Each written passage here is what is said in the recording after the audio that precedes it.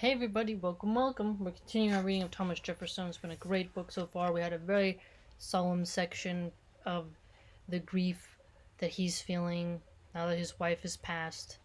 And Madison and others, Randolph and them, have noticed his grief and they're worried. Let's continue. In his mind, the connection with Patty was eternal, able even to overcome the customs of Hades. So remember, there was that beautiful line from Homer's Iliad, and it is quite potent to demonstrate the love and affection that he held for her. It's quite different than the hookup, WAP, Cardi B culture we have today. For now, though, a phrase on the tombstone captured the unavoidable truth. Martha Jefferson in turn her married with Thomas Jefferson January 1st, 1772, torn from him by death September 6, 1782. Wow, so they were only married 10 years? Torn from him, he says. A month later, he was alluding to the possibility of suicide. This miserable kind of existence is really too burdensome to be borne, he wrote, and were it not for the infidelity of deserting the sacred charge left me, I would not wish its continuous moment. So him taking care of his daughter, right? I mean, too burdensome to bear. Just he's really mourning her. Real love, not the hookup culture, have children by 7 different men, sleep with as many women, get them pregnant as possible, and abandon them culture we have today. His world seemed to have died with Patty.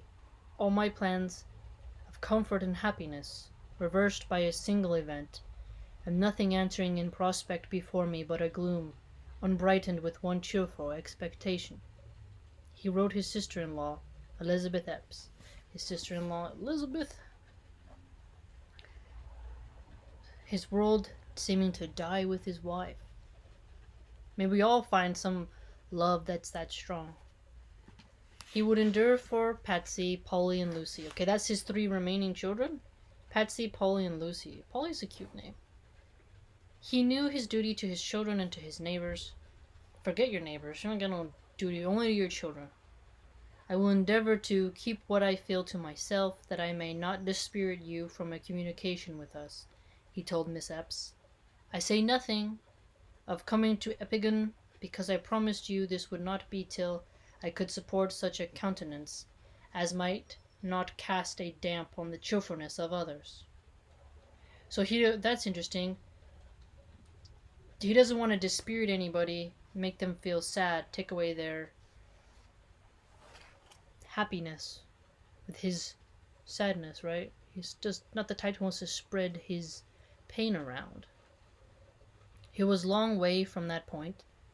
His wanderings in the woods and his rides with Patsy were all he could manage. Wandering in the woods and taking horse rides is some of the best medicine out there. Much better in my mind than a magical happy pill, which doesn't exist. Okay, we're in the next part. The Frustrated Congressman. Late 1782 to mid 1784. I know no danger so dreadful and so probable as that of internal contests, and I know no remedy so likely to prevent it as the strengthening of the band which connects us. Thomas Jefferson on America under the Articles of Confederation. And here is the absolute astounding beautiful artwork in there. Look at that. Look at that. That is so beautiful. That is just beautiful. I love these type of old drawings that they used to do. Now, here, what is he saying? Remember how we were reading the Federalist Papers and they're explaining how the Confederacy is insufficient to preserve the Union? Here in this quote, he specifically hints on that, Articles of Confederation. So that's, you see what I'm saying? Reading about the Founding Fathers, their actual works, you'll get to, and then comparing that with Marxism being taught today in universities and socialism, you'll be able to understand why America is the way it is and why it should be maintained in a sense of liberty and freedom. And it shouldn't be traded for anything. Wow. To preserve the Union. 15. Return to the arena. So his wife has passed away. He's lost children. And now the boss is back.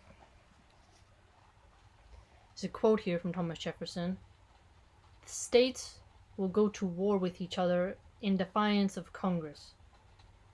One will call in France to her assistance, another Great Britain, and so shall have all the wars of Europe brought to our own doors. Thomas Jefferson on his fears about a weak national government. Now notice this. One side saying, hey France, help us out, which is for independence. The other saying, we're loyalists, Great Britain. We want to continue to be part of your monarchy, even though we're all the way over here, right? We want to be one of your vassals, included, or whatever. But he's like, no.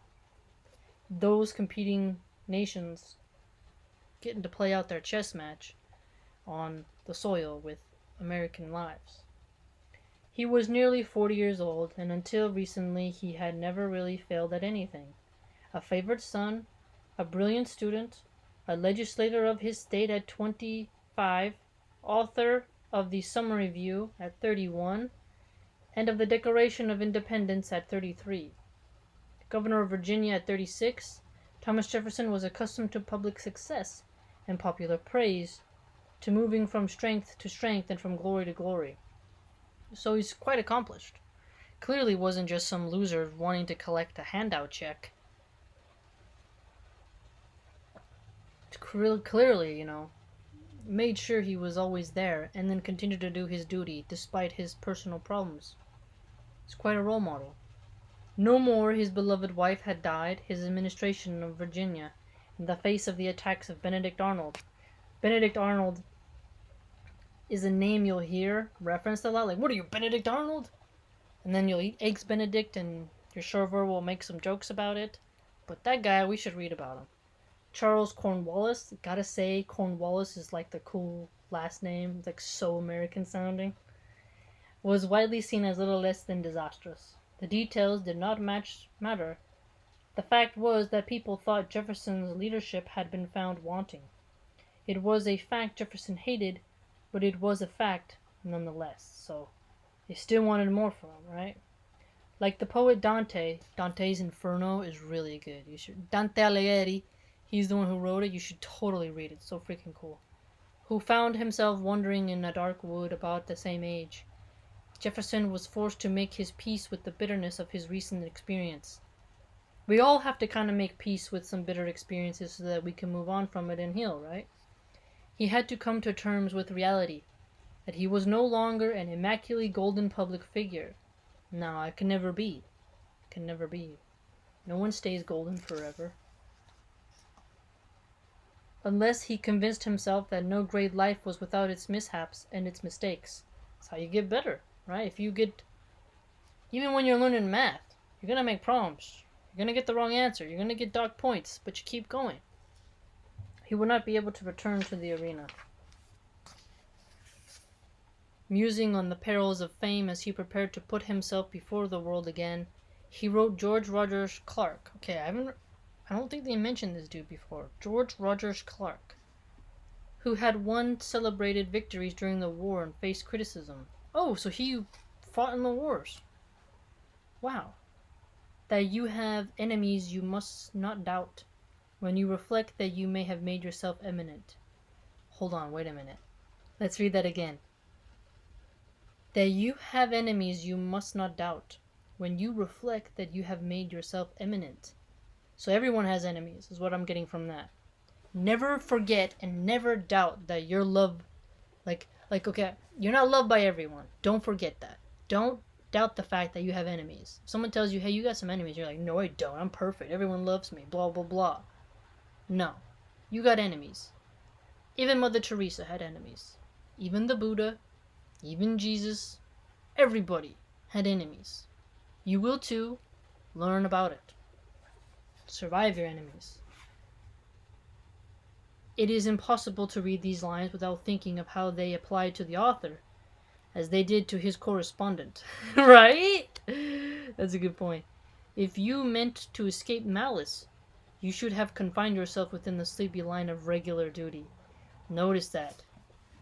If you meant to escape malice, you should have confined yourself within the sleepy line of regular duty. Like, if you want to be a regular person, you'll escape malice for sure. Keep yourself there, but if you come forward and you put yourself out there, malice will arrive, enemies will arrive. Solemn advice.